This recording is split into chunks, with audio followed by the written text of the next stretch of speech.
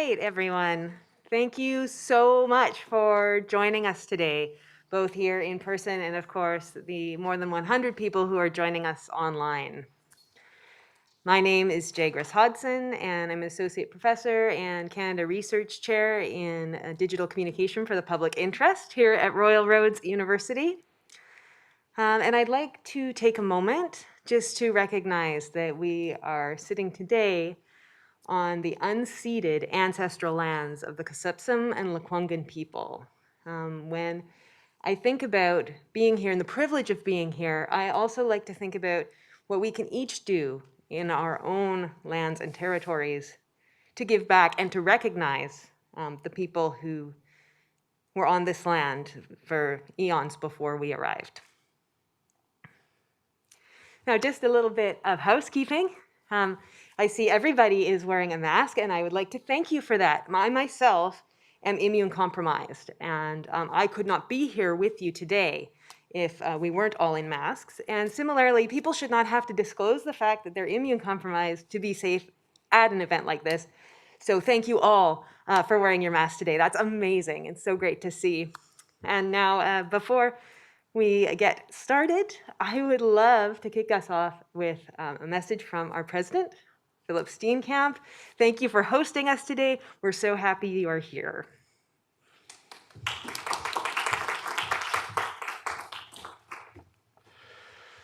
Well, thank you so much, Jaigris. Thank you so much for the invitation here today, and so wonderful to see the people in the room here. But also, I know there, I believe, like over 100 people online. Is that correct? Which is amazing. I too want to acknowledge our presence here on the lands of the Kasupsum and Lekwungen ancestors and families. And as those of you who are here can see, we are truly privileged to be able to work and to live and to learn on these incredible lands. And I'm absolutely delighted to invite all of you and to welcome all of you to Royal Roads University here in Victoria, British Columbia. We are a very different kind of school, as you might know, for a very different kind of world. As a leader in online, on-campus, and blended education, our vision is simply to inspire people with the courage to transform the world. And at the heart of that vision is an emphasis on change-making, on sustainability, on climate action, and on equity, diversity, and inclusion. And it was with this vision in mind that we are so proud to be hosting this research workshop on studying antisocial behavior online, organized by the amazing folks at the Social Media Lab at Toronto Metropolitan University.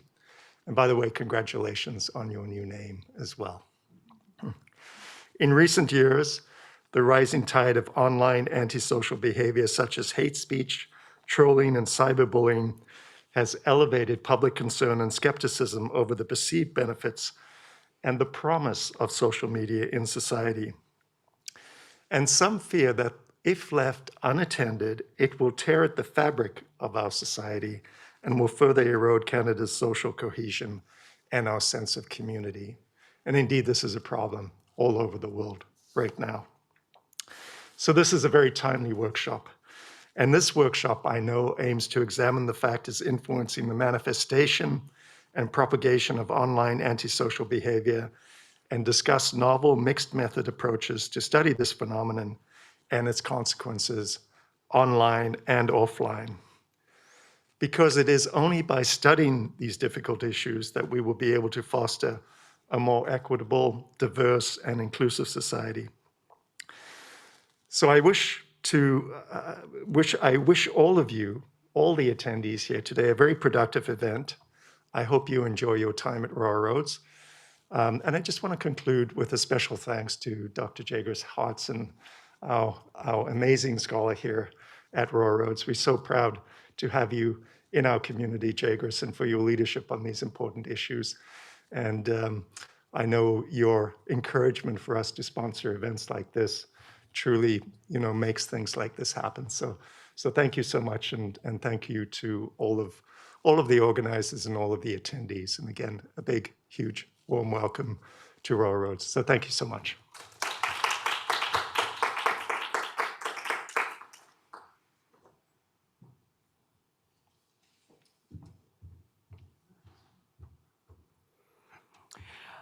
Thank you, President Steenkamp and Dr. Hodson, for hosting us on your beautiful campus. I'm Philip Mai. I am the co-director of the Social Media Lab and one of the organizers of today's workshop on antisocial behavior online. Is a growing problem, as Dr. Steenkamp alluded to. It's negatively affecting our social cohesion and our politics. You see reporters, politicians, and just average citizens being hounded online, being stalked online. It has now basically become too commonplace online. There's a need for more empirical data and studies to better understand why this is happening so that we can make better policy choices going forward. So today we've lined up an exciting series of sessions on data collections and data analysis of antisocial behavior online from 9:30 until noon today. And then after the morning session, there is a lunch break for those of you who are here in person, courtesy of Royal Road University. And then after lunch, we have another round of excellent presentation lined up for you. Caroline Haythornthwaite from Syracuse University will discuss moderator or algorithms, focusing on what to do when we identify instances of antisocial behavior. George Valances from Royal Roads will lead a hands-on exercise on data reporting, retelling the story. And Hazel Kwan from Arizona State University will close with a session focusing on challenges and opportunities with antisocial behavior research, because we've identified some of them we want to share with the community so that we can overcome some of them. But before we go into the first session with Dr. Anatoliy Gruzd on data collection of observed data from social media, I'd like to briefly tell you a little bit about the Social Media Lab. The lab is a multidisciplinary research laboratory at Ted Rogers School of Management at Toronto Metropolitan University. Our research seeks to advance the public understanding of the benefits and pitfalls of social media adoption. The lab is led by myself and Dr. Anatoliy Gruzd. Our research focus is wide and varied. We study how social media is changing the way people and organizations communicate, share information, and form communities online. We usually have 5 or 6 projects on the go at any point in time, focusing on one or more of these 8 areas: analytics, health, privacy, politics, misinformation, and so on. We usually hire about 5 to 10 students each year from a variety of programs across our campus, including management, computer science, psychology, digital marketing, communication, even hospitality and tourism, because again, we host a lot of these workshops and events throughout the year, so we use people and rely on people with various types of skills. And we also train postdocs. So since 2014, we've trained 8 postdocs at our lab. We also have a large network of collaborators from around the world that we often work with from North America, Europe, Asia, and so on on different grant projects around the world. We've received, many people are always curious how we receive and where we receive our funding from, and so we're pretty transparent about that. We don't take funding from any of the company that we study, but we take lots of funding from the governments and other groups that help us understand the online space. So we see grants from all the major research councils in Canada, including the Social Science Research Council, the National, the NSERC, CIHR, the World Health Organization, and many different large multinational corporations. The mantra at the lab is, if you have a grant, we have a proposal for you. Along with training highly qualified personnel, as an academic research lab, our primary focus is academic publications of various types, from high-impact journals to conference presentations to posters, and so on. In recent years, we've also built up the expertise in-house to produce major public reports on topics of public interest. For example, at the outbreak of the pandemic, we put out a survey on COVID misinformation online, just to get a sense of what people are seeing online, how it's affecting them. And we were able to bring that out within months of the outbreak of the pandemic. For example, recently, last month, we just released, with the outbreak of the war in Ukraine, we released the report on misinformation and disinformation and propaganda coming from Russia directed at Canada, because we want to know whether this stuff has basically worm its way into the brains of Canadians. We want to know and have the data for that because we hear too many reporters saying that they are so effective, and we want to know, are they? How effective are they? So in the next few months, we'll also have a couple other reports that we're going to be releasing. We're going to be updating our State of Social Media report, which is something that we release every 2 years, where we ping Canadians and says, hi, how are you spending your time online? Where are you spending your time online? Which app are you using? And the other report that we're very excited to release later this fall is on the influence of influencers. A lot of influencers are saying that they're very influential. They're charging a lot of money for posts and videos and so on to brands. But we want to understand more about that space and figure out, are they really as influential as they say? What are people watching? Who are they following online? What makes somebody influential? So some of that will be in the report. Our work has been featured in various mainstream media outlets from around the world. Every year, we usually have about 30 to 100 earned media mentioned each year. Because again, because of the type and the breadth of the research that we do, there's usually a project that we can speak to on things that are happening in the world. We also host one of the largest visiting scholar program at Toronto Metropolitan University. So every year we have 2 or 3 researchers from around the world that comes in. With the pandemic, we kind of slowed that down a little bit, but we're hoping to start up when things are hopefully one day back to normal. And as a lab, we also, like I said before, organize large international conferences as well as more focused research seminars, such as the one that you are attending today. The next iteration of the Social Media Society Conference is going to be 2024, place and time TBD. And the other thing that makes our lab unique in Canada and in the world is that not only do we do original empirical studies, we also develop data analytics and visualization software for the academic communities. So over the last decade, we created tools like Netlytic that will let you capture data from public data from Twitter, from YouTube comments and so on, so that you can study online community, why people follow each other, why do they hit that like button. But you can use our tools to collect that data. One of our newest tool and dashboard is the conflict misinformation dashboard.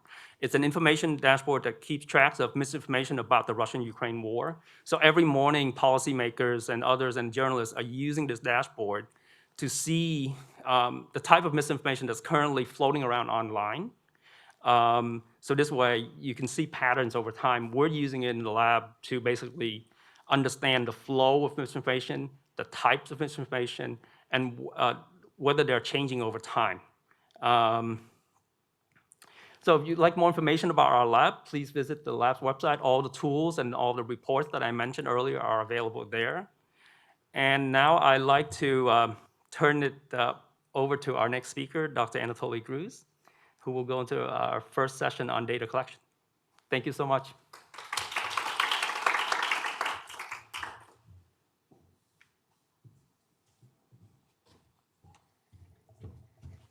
Good morning, everyone. And once again, thank you to Royal Roads for supporting this event and Jaigris Hodson for hosting it on this beautiful campus. I wish all of you who are joining us online can be here and enjoy this beautiful campus, but hopefully one day. And so my job today is just to set the ground for the first part of the workshop, which is kind of more data collection, focusing on data collection from different sources, data analysis, and then we're going to take lunch, as Philip mentioned, and after the lunch, we'll have another wonderful set of presentations. I want to mention that this workshop is also supported in part by Social Science and Humanities Research Council. And as we have a large team between Toronto Metropolitan University and Royal Roads University who are studying this topic. And this workshop is part of our joint collaborative work in this space. I'll start by briefly introducing you to different approaches to studying antisocial behavior first, and then I'll dive deeper into the data collection part of observed social media data. I want to just put this notice out there, mention that some of the examples that I and my colleague will present may have some offensive language, just as a heads up. It comes with the territory of studying this subject matter. But even if you don't study this topic, more often than not, you can encounter messages like this one. I can read some examples just to get the idea what it's out there, and it's increasing. Here's a tweet. She's a shitty person. Another one. Sorry, my screen is a bit small here. Just give me 1 sec. You're an if idiot, exclamation mark. Keep that in your country. And another example. Bet you would have a billionaire. And who are you? Question mark. Last time I checked, I don't answer to you, so F off. So we see this type of discourse a lot online. And unfortunately, some of us becoming targets of this type of discourse. And it's not just about language. So here we don't want to be language police. It's about the type of antisocial behavior that negatively impact individuals and communities, online and offline. And that's what we're trying to understand and study here. For example, Pew Research Center in the US has been surveying Americans over the last few years, and they did confirm that both severe instances of online abuse, what they refer to as, and less severe are on the rise. And that's a major problem. When we turn to an international survey, like this one from the World Wide Web Foundation, they also find similar trends.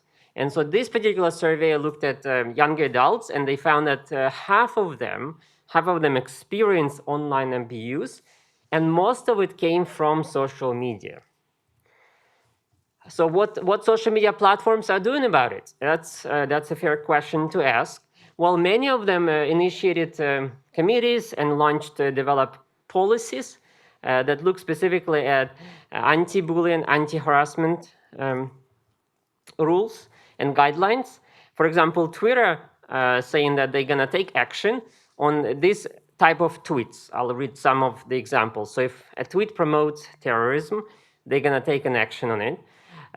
If it clear and direct threats of violence against an individual, posting private information, such as home address or non-public personal phones, that's a violation. Posting intimate photos, a violation. Engaging in behaviors relating to child sexual exploitation, encouraging or promoting self-harm. And so policies are all fine, and they all developing and using nice inclusive language, but how do they enforce it and what they do about it, it's another question. And so last year in the lab, we did kind of general scan of different social media platforms like Facebook, Twitter, to summarize what they claim they're doing based on their policies. And so we can see that majority of them, they will say that they will remove content that violates one of those anti-harassment policies. Then they may restrict some accounts, so not necessarily disable them, but maybe shadow ban. Essentially, the account is active, but the person's content might not be visible. The other common option would be to delete an account. And that's a huge kind of debate whether deplatforming somebody like Donald Trump helps to reduce antisocial behavior and polarization. And so you consider other less popular options like removing from recommendations. We know that it's not just about having that content out there, it's about platforms trying to recommend some of this content to you because it's popular, it's polarizing, and that can be problematic as well, and so on. When we look at what Facebook actually did, so that was about policies, statement, declared goals. But then Facebook and other platforms now publishing transparency reports where we can actually see how much of this type of content they actually acted on. And so it related specifically to bullying and harassment content. Facebook said they took action on 9.5 million on this slide, you can see posts in the first quarter of this year. So that sounds a lot of posts, but of course on Facebook you have billions of them. What we can see though from this chart that they certainly did something to their system, automated detection of bullying and harassment content in 2020, that actually the number of messages they detect is on the rise.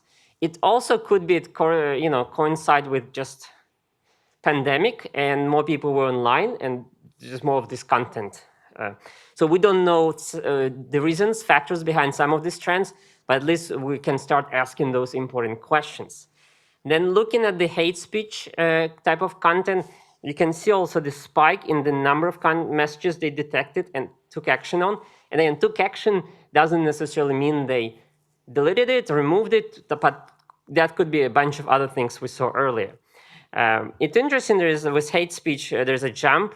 You can see from the start of the pandemic, and now this quarter, it's 15 million, first quarter of this year, posts they removed, but it's dropped from the last year. So again, we don't know if it's something about the algorithm, detection algorithm, or is it something about really the overall prevalence of this content going down relatively to last year. So those important questions where the research community wants to ask and answer.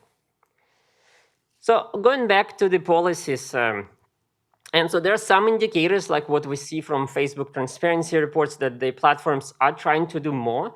But of course, enforcement actions are inconsistent and opaque. So sometimes we don't know what's the overall percentage of that type of, let's say, online harassment content out there that they took action on. In millions, absolute counts, it sounds a lot, but we don't know what's missing. The review process takes too long. That's based on individual users' experiences when they report. Some of you might have done that. You don't know how long platforms will respond to you. It may take months. It doesn't account sometimes for coordinated harassment campaigns. So there are lots of gaps that platforms still need to work on. And we as a research community need to also help them to figure it out. So what might be missing is interesting. From the automated approach, if we look at this slide, again, from Facebook, showing you how much of the bullying and harassment content Facebook took action based on their algorithm, so automatically detected, versus when somebody reported it. So you can see the darker blue line. It's the percentage of messages that they claim they automatically detected before anybody else reported that content, bullying and harassment content. So you can see, supposedly they, perceivably improved their algorithm that it detects now 67% of content before somebody reports it.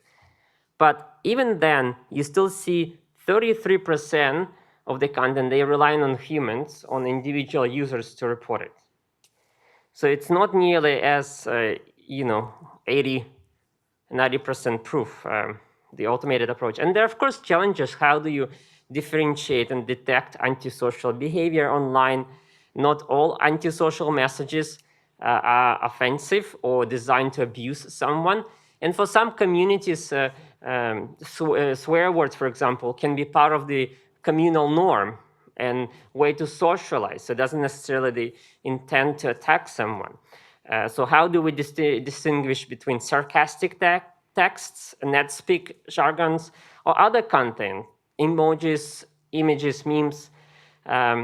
Many of them will go unnoticed by the automated approaches because they have this subtlety in them that algorithms cannot detect that they might be actually harassing someone in that way. Now, switching gears from the platforms and what they claim, they say they do, to what social media researchers are doing in that space. So I went on a journey to Web of Science, and we, as a team, developed a series of search queries of all kinds of keywords. You can see at the bottom of this slide that may be used in publications on this topic. And so what we found, you see on this slide, number of publications over the years. There is certainly interest in this space, and there are about 11,000 papers published in this area. And this is mostly English-speaking journals. because of our search keywords we use. I'm sure if we expand this search criteria, we might have captured more non-English content, which we're planning to do in the future. But what we can say that, yes, there's research is on the rise. It's a good sign. But then when we did clustering analysis with the keywords from the abstracts of these papers, we found 3 different areas, major areas of the research. I'll briefly introduce you to this red cluster of papers, the blue and the green one. So the red cluster of papers are mostly based on self-reported data. And this is something my colleague, Jenna Jacobson, will be talking about, telling you how do we collect data from online participants, because their experiences are quite important. And there are drawbacks and as well as advantages of this type of methodology. But you see it's quite popular in that space. Then on the other side, we have 2 other clusters, 2 and 3, and one is mostly focused on machine learning type of approaches, so more kind of computer science techniques. Those are very advanced algorithms that helps researchers to detect antisocial behavior, but quite often they lack of social context, a lack of some qualitative probing of the information. So it's very, very mechanical. Here's a data set, it was labeled, and here's the result, and we can improve it algorithm that can detect 90% of antisocial behavior. So we as a team kind of looking for something in the middle, where you have some elements of qualitative research as well as power of quantitative research. And that's what we'll be talking about. On my end, I will introduce the data collection from social media, so observed data. And I usually like to frame this topic as a social media data stewardship area, because when we're talking about data collection from social media, it's not just about grabbing the data, getting data from some platform. It's the whole series of events. We need to collect it, yes, but then we have to figure out how to store it properly, and then decide what's the appropriate analysis techniques out there. And we're not done yet, right? Because we want to be transparent and allow other researchers to access and validate our results. Can we? How we share the data is important. And then we might want to reuse other people's social media data sets. So there's a whole series of data stewardship steps we need to do. But to keep us on point, I'll just focus on the first step, the collection part. I'll briefly introduce the 5 main approaches to collecting social media data, and then we'll focus specifically on one. I'll tell you which one in a second. So data grants are becoming more prevalent because platforms are being pushed to share data with researchers, especially large platforms. There's was always criticism that platforms only share researchers that are friendly to them, or their former employees who, let's say, work at Facebook and then they move to academia, so they have internal connection to a company and will have a data set to study. Slowly, we see more kind of non-profit organizations like Social Science One in the US becoming this arbiter of this type of data grants, where you're applying to get access from access to Facebook data, not to Facebook or Meta, I should say, directly, but to this non-profit organization. They review your application, and if it's solid in terms of academic rigor, then they grant you access. But I see that sometimes Meta is developing different products for academics so fast that they don't really wait to collaborate with other external nonprofits and research organizations. So they still hold their own kind of portals where researchers can apply to access to their data directly. Twitter has a lot of this type of opportunities as well. So it's good they have those opportunities, but at the same time, they judge who can access it still. So that could be a problematic part. Data providers is another aspect. So this is a huge boom industry of data resellers. So they would partner and license large data sets from companies like Twitter and other social media platforms, and then they create convenient interfaces mostly for marketers to access to understand sentiments around different products and services. Some researchers had access to them, but it tend to be too costly for us in academia, so I'm not focusing on that second approach. Approach number 3, public archives of data. There are some archives, but because of the licensing constraints, social media platforms don't want us to understandably share our data sets in the public spaces. Sometimes it's for legitimate user privacy concerns, but sometimes they just want to have control.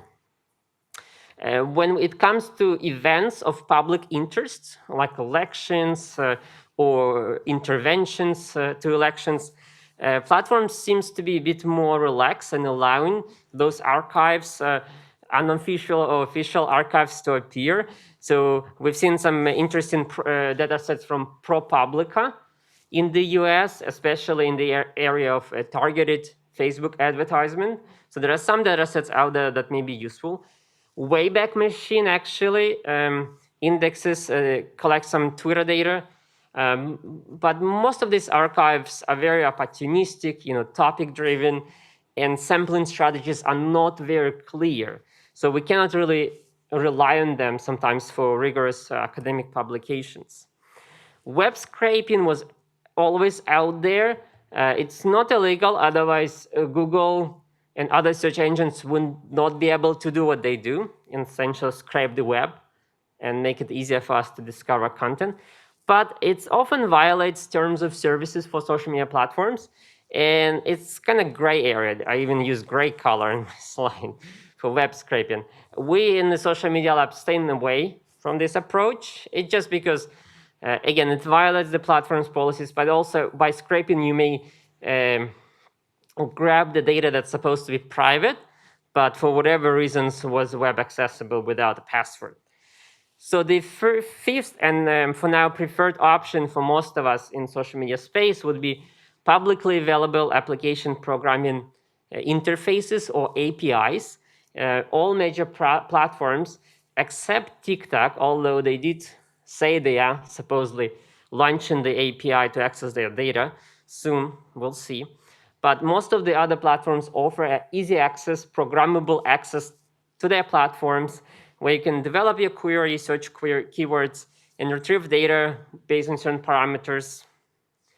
And that's the focus for today's session. So how do we use publicly APIs to collect social media data? APIs are not new. They've been around since the web. And a lot of Wikipedia and Google products use them to offer an easy way to access and share data across platforms and allow third-party developers to create cool applications and new interfaces on top of existing data sets and databases. But platforms also adopted that model, and researchers saw that as an opportunity to access data systematically for their own projects. So originally, APIs were not developed with researchers in mind.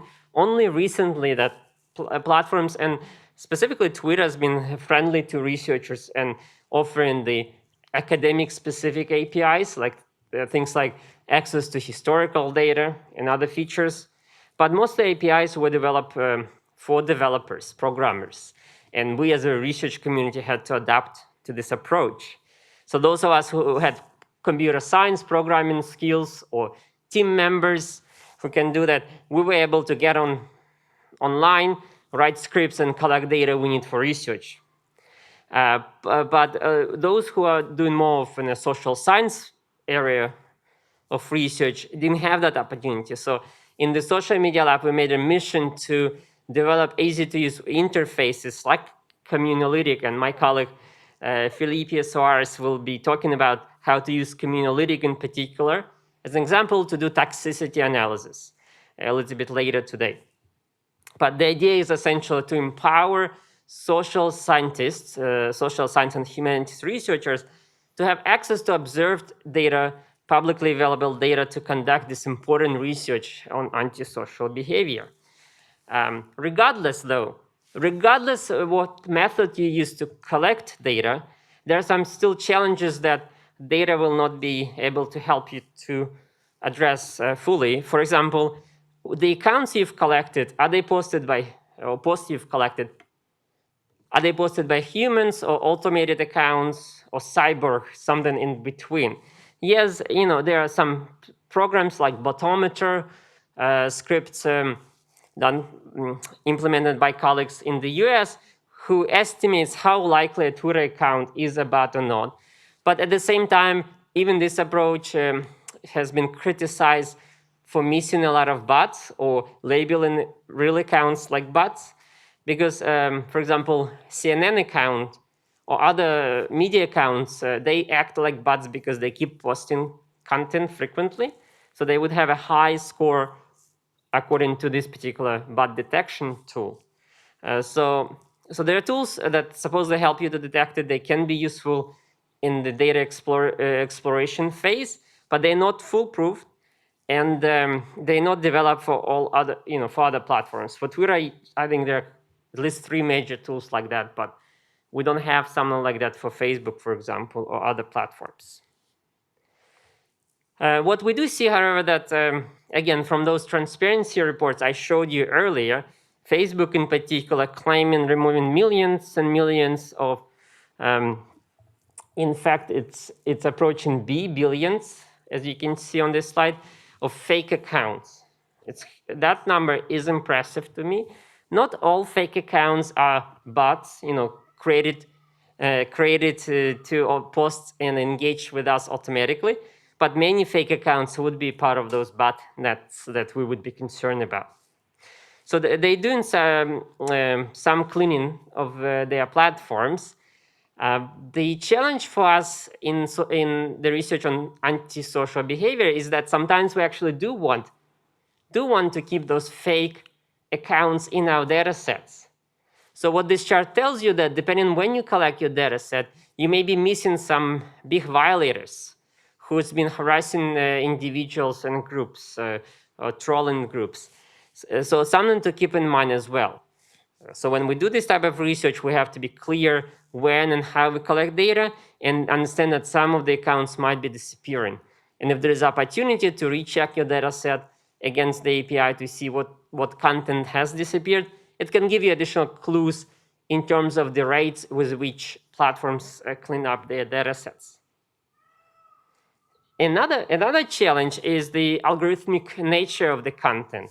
You might be criticized if you're collecting data from APIs that it's not the actual data that people see, because even though we call it public square, social media is public square, it's actually many squares. Each of us have our own customized, personalized environments that are quite, curated for us based on our previous viewing history, search history, and so on. So it's quite difficult sometimes to understand human behavior and antisocial behavior by extent if we don't know what the humans actually see in their interfaces. Plus, their interfaces may be different. When you access it on browser, you see more content versus when you access it through Twitter or other web mobile clients. So that's a big research gap, and hopefully some of you will pick up and explore that particular area a little bit more. So I'm near to the end of my presentation on data collection, but I couldn't finish this part without talking a little bit about what do you do with your data set that you've collected. Other than, of course, you analyzed it, but how do you share it? Can you publish it? So here you really have to pay attention to platforms' terms of services. And Twitter has been, I mentioned Twitter earlier, because they were a little bit more open to researchers using their data. And because researchers use it, they pushed platform to say, hey, what can we share? And so they finally, over the years, clarified that you cannot share tweets, but you can share their Twitter ID, so unique number that's associated with a post.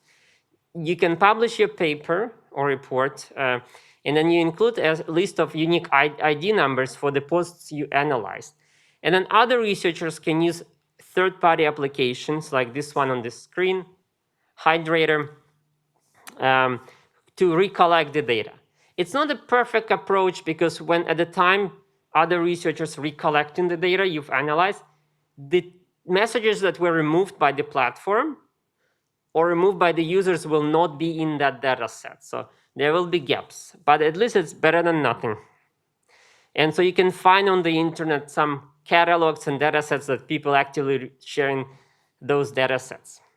The other question that often comes up when we're talking about reuse of data sets and publication is, can you include usernames or names of individuals in your data sets? And it's a sensitive topic because we study antisocial behavior. People are harassed. And so we have to approach this topic with extra care. And when there's no need to announce usernames, then there's no need to include it. There are ways to anonymize data, even if you include or want to include a tweet. If it's not from public figure, you can paraphrase it. So there are approaches around this to still allow reader of your paper to get enough context without exposing individuals, announcing who are the people behind it. Twitter has interesting policy. If an account has 5,000 followers, they publish their usernames in the public datasets they shared. But each platform is somewhat different. So finally, what I want to mention, just to keep in mind, every time we collect data, any kinds of data, but especially on this topic, let's keep ethical considerations in mind. In Canada, we're here in Canada, but some of you joining us from other countries, so you probably have your own authorities on ethical human subject research at your institution. In Canada, we call those groups REB, R-E-B, Research Ethic Boards, and they would review usually your project and will make sure that it's ethically sound. And the work of those committees in Canada are governed by Tri-Council policy statement. It went through multiple revisions, and there is a section on internet research. And so in the most recent revisions, it states that if you don't need to consult the Research Ethic Board if you're working with data that is collected in non-intrusive way, meaning that you didn't survey, you did not engage with online participants, and when there is no expectation of privacy. And so they give examples of types of materials that could be documents, records, performance, online archival content, and so on. So from that perspective, yes, indeed, some social media posts publicly available will fit under this category. But at the same time, the policy reminds us that there may be still reasonable expectation of privacy, even for publicly available data, and especially if you need to, if you're working with restricted groups. So every time you need to sign in or join a group, that should be a signal for you that you probably want to consult Research Ethics Board, and you might want to get informed consent for participants.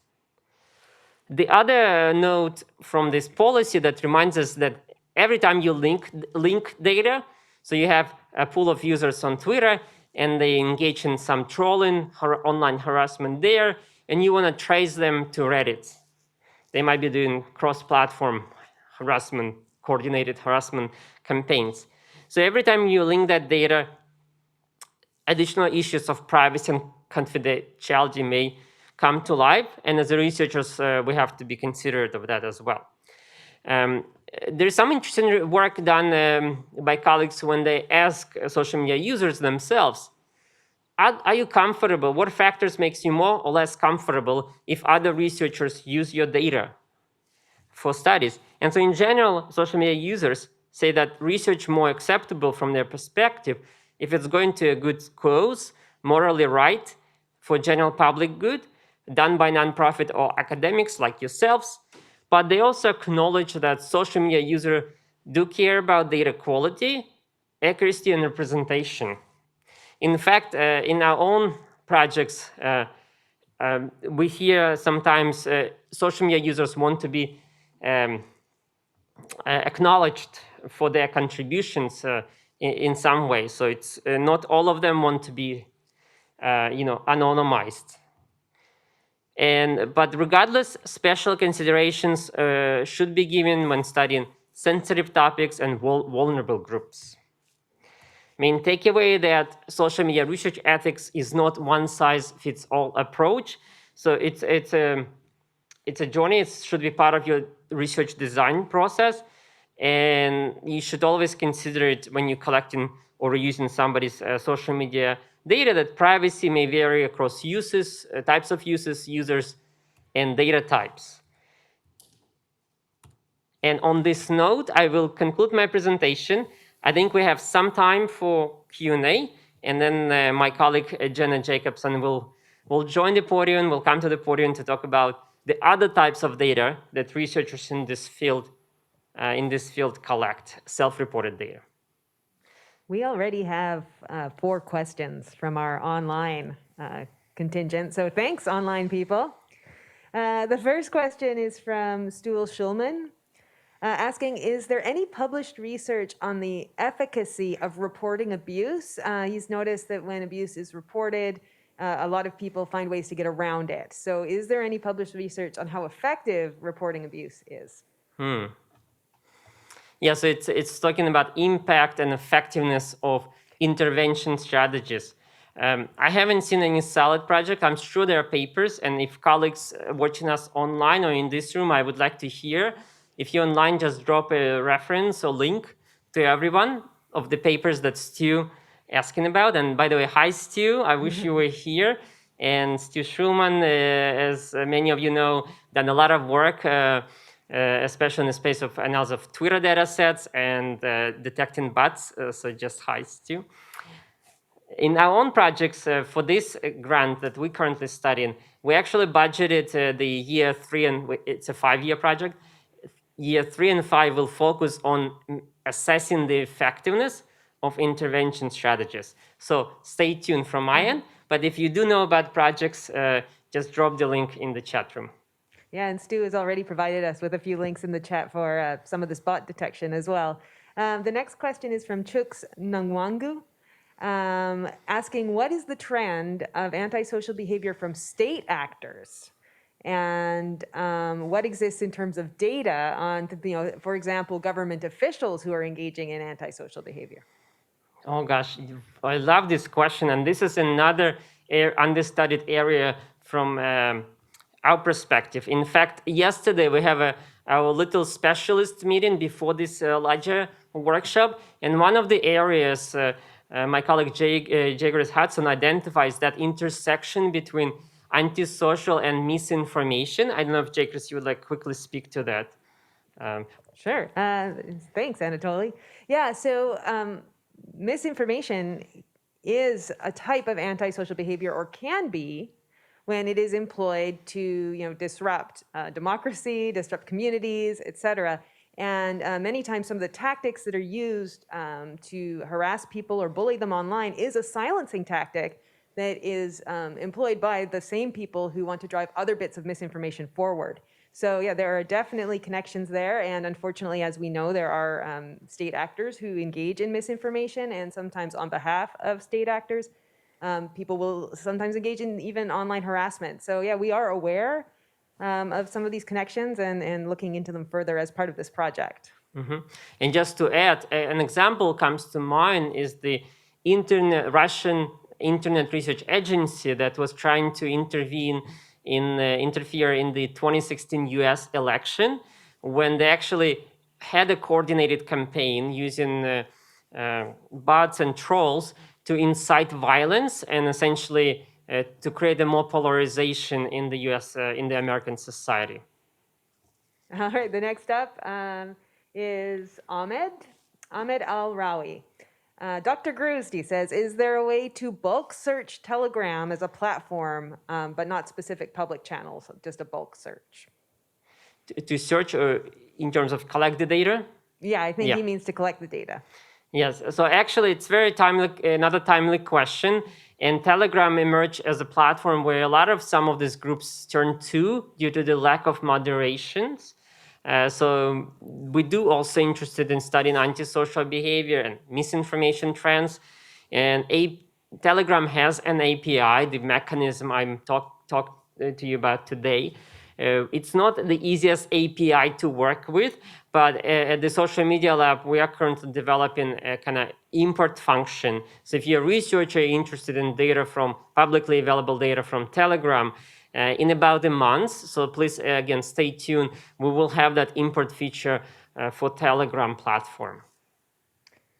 And then finally, Chooks has another question. What are the ways to use probability sampling when collecting data through social media platforms?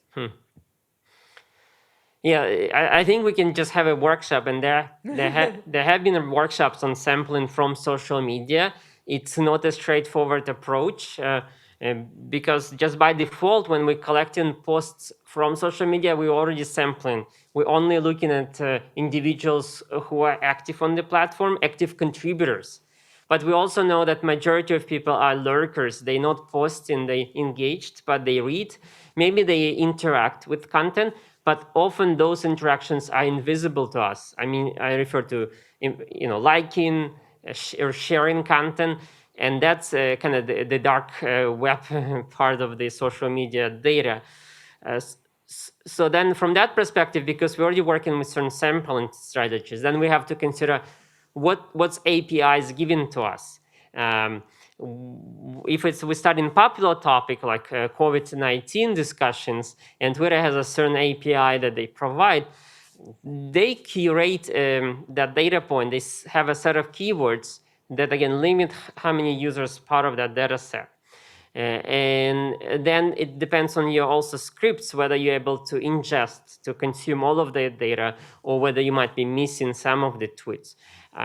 So in this environment of uncertainty, it's harder to develop systematic probabilistic models. I know some researchers have done that.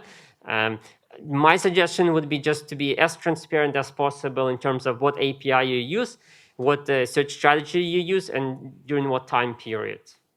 But again, if you have good suggestions in terms of papers for us to look at tools, do share with the community online right now. Thank you. All right, any questions from in the room? In the meantime, we have a question. Oh.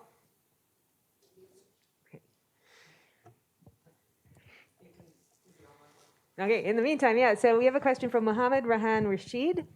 Information operations from hostile state actors against the target state includes official accounts as well involved in the dissemination of disinformation.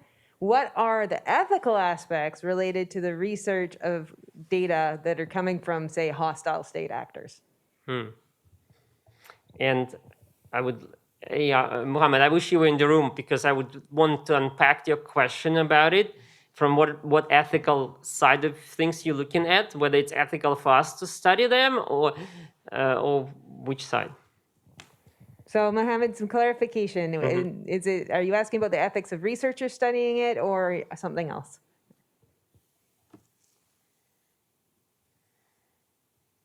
I'm waiting for. I mean, there's always that question of when the official verified accounts engage in some of this online harassment. It's a challenge for platforms what to do about them.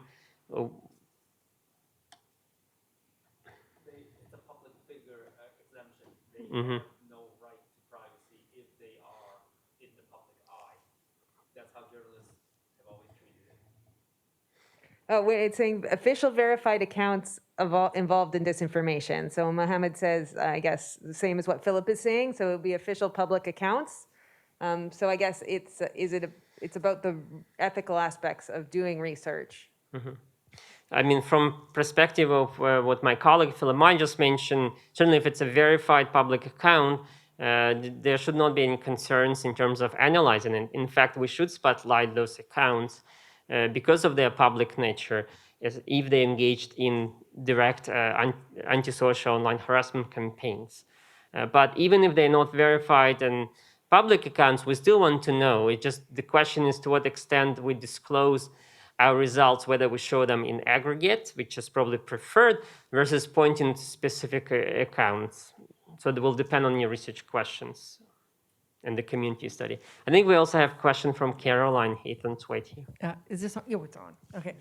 So I was just wondering, when you're doing the data collection, if you're getting it from a social media platform, it's already quote unquote cleaned, except apparently not Telegraph. So you're trying to reproduce in the data collection. First of all, how does that, having it cleaned, does it matter? But given that it's cleaned, are you again trying to recreate the algorithms for retrieval? So, I mean, I saw your long list of search terms there. So are you in the sense trying to make a different way of finding the antisocial behavior? Sorry, Carolyn, they can't hear the question. No. Oh, you Okay. have to turn it on, I think. It's on. It's on. It's on. Oh. I'm just not close enough. Oh. Masks isn't like, okay, so simpler then. When you're collecting data, you are creating a search Criteria. criteria. And are you basically then trying to just reproduce what the platforms are doing? And or how does that affect what you're getting and what you're analyzing?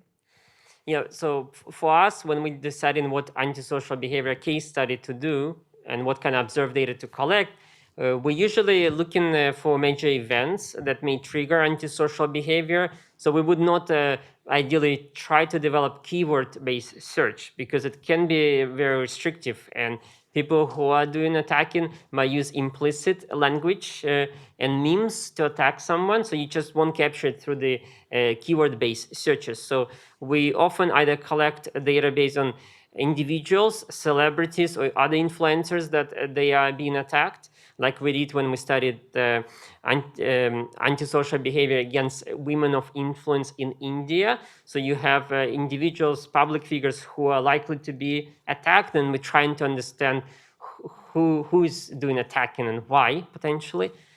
Or when we're looking at the events, like let's say the Russia's invasion of Ukraine, so you still can use keyword-based search, but you're not looking specifically for instances of online harassment, but within your data set, there may be those instances that you can then zoom in and do a case study on that.